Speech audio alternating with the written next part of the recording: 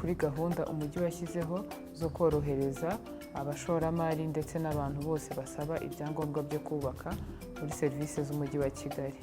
Mu rwego rwo kugira ngo umujyi wa Kigali worohereze abenjeniyeri ndetse na ba nyir'ubutaka, umujyi wa Kigali watangije gahunda yo gupima ubutaka bwose bugize umujyi wa Kigali.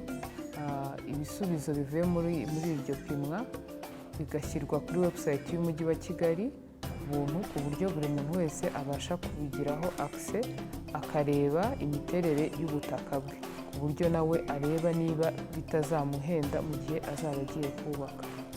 Kugeza uyu munsi umujyi wa Kigali umaze gupima ubutaka bungana na 56% y'ahantu haba haragenewe kubaka.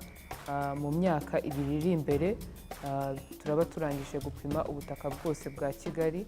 Ubundi buryo bwa kabiri bwashyizweho bwakozwe ku bufatanye bw'ikigo cya RDB, REG na WASAC ndetse n'umujyi wa Kigali, aho abayobozi b'ibyo bigo bicaye bemeza ko bazana abakozi bakajya bose bakorera mu mujyi wa Kigali, kuko abagana serivisi zacu bose baba ari bamwe, cyane cyane kuba bashaka ibyangombwa byo kubaka.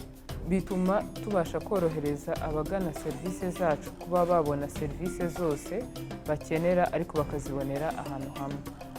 Ndetse ikindi cy'inyongera ni uko twashyize muri systeme ya BPMIS uburyo umuntu yasaba izi serivisi akazibonera muri application imwe, aho umuntu asaba icyangombwa cyo kubaka akaba yabona icyangombwa cyo kubaka, akaba yabona connection ku mazi ndetse n'amashanyarazi, ndetse akaba yabona n'icyangombwa kigaragaza ko umushinga agiye gushyira aho hantu utazabangamira ibidukikije. Izi serivisi zose uko ari enye umuntu azibona mu minsi itarenze 20, ndetse ukazibonera ahantu hamwe, igiciro kikaguma ari 60,000.